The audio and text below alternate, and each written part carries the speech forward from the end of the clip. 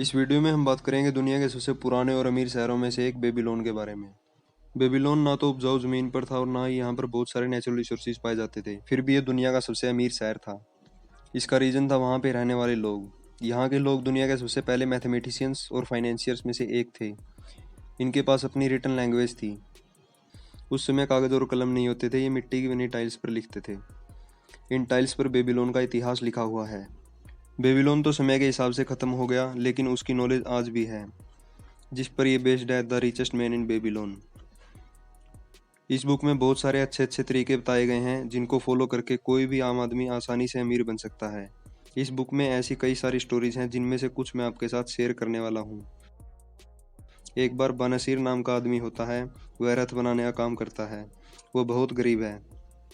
उसका खाना खाने वाला थैला खाली पड़ा हुआ है। उसकी पत्नी घर से बाहर निकलकर बोलती है कि जल्दी से रथ बनाओ, नहीं तो भूखा रहना पड़ेगा, खाना लाने के पैसे नहीं है। उसके घर के पास ही राजा का आलीशान महल है और बहुत सारी बड़ी बड़ी इमारतें हैं। इस सान की छांव में बानासीर का टूटा हुआ सा घर है। बेबीलोन ऐसा ही शहर है। यहाँ हद से ज़्यादा अमीर लोग भी हैं और हद से ज़्यादा गरीब भी। बानासीर अपने रथ बनाने के काम में लगा हुआ है, तभी उसे जानी पहचानी लायर यानी वीणा की आवाज़ सुनाई देती है। ये लायर उसके दोस्त कोब्बी की है। कोब्बी और बानासिर बड़े ही चाव से एक दूसरे के साथ मिलते हैं। फिर कोब्बी बोलता है, मुझे कुछ दिन के लिए पैसे उधार चाहिए। बानासिर बोलता है, मैं पहले से ही कंगाल हूँ, मैं तुम्हें क्या ही उधार दे सकता हूँ। हम दोनों ही गरीब हैं। फिर दोनों सोचते हैं कि इतना मेहनत करने के बाद भी हम दोनों इतने गरीब क्यों हैं। अमीर बनने के पीछे कुछ तो राज होगा। फिर कोब्बी बताता है, आज मैंने अपने बचपन के पुराने दोस्त आर्कड को शहर में देखा। वह अपने सोने के रथ पे जा रहा था और मुझे आसानी से इग्नोर करने की बजाय मेरी तरफ वेव किया। आर्कड बेबीलोन का सबसे अमीर आदमी है। आर्कड इतना अमीर है कि राजा भी जरूरत पड़ने पर उससे सोना उधार ले लेता है। उसे अमीर बनने का राज जरूर पता होगा। उसके पास चलते हैं और पूछते हैं। फिर दोनों अपने कुछ और दोस्तों के साथ आर्कड के पास जाते हैं।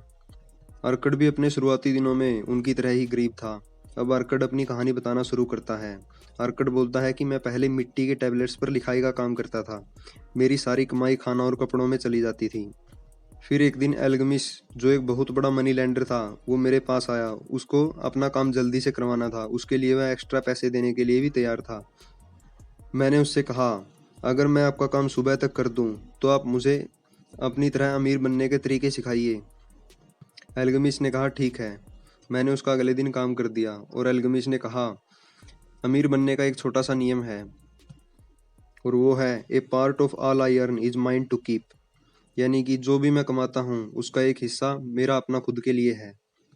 फिर मैंने कहा कि जो भी मैं कमाता हूँ सारा मेरा ही तो है, मैं ही तो उसे रखता हूँ। और एल्गमिस ने कहा, नहीं, तुम खाने वाले को पैसे देते हो, कपड़े वाले को पैसे देते हो, तुम हर किसी को पैसे देते हो, लेकिन अपने आप को नहीं। तो सबसे पहले अपने आप को पे करना सीखो, बाद में दूसरों को पे करना। तुम जितना भी कमाते हो उसमें से कम 10% अपने लिए रखो।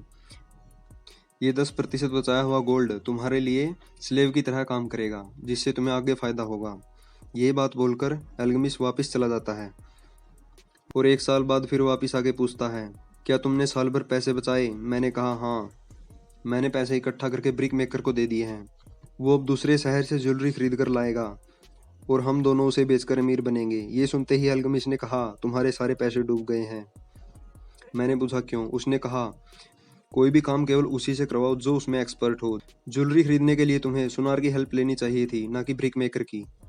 और ऐसा ही हुआ। ब्रिक मेकर को किसी ने नकली ज्वेलरी बेच दी और हमारे सारे पैसे डूब गए। एल्गमिस ने कहा, अगली बार ये गलती मत करना। ये कहकर चला गया और एक साल बाद फिर पूछता है, इस बार तुमने क्या किया? मैं बताता हूँ। मैंने सुनार को ज्वेलरी खरीदने के लिए भेजा और उसे बेचकर हम दोनों ने पैसे कमाए। एल्गमिस ने कहा, फिर तुमने क्या किया? मैंने कहा, वो सारे पैसे मैंने अपनी महंगी शराब और अच्छे खाने के लिए खर्च कर दिए। एल्गमिस ने कहा, तुम अपनी सेविंग्स के बच्चों को खा गए।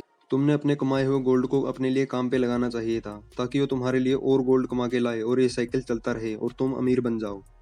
फिर एल्गमिस 2 साल बाद फिर पूछता है, क्या तुम अब भी ब्रिक मेकर से सलाह लेते हो? और मैं जवाब देता हूँ, हाँ, ब्रिक बनाने के लिए वो सबसे अच्छी सलाह देता है। ये बात सुनते ही एल्गमिस समझ गया और बोला कि तुम अमीर बनने के 3 लेसन सीख चुके हो, जो थे, live upon less than you earn, यानी जितना पैसा तुम कमाते हो उससे कम खर्च करो और बचे हुए को सेव करो ताकि आगे काम आए। Always seek advice from who are competent through their own experience to give it.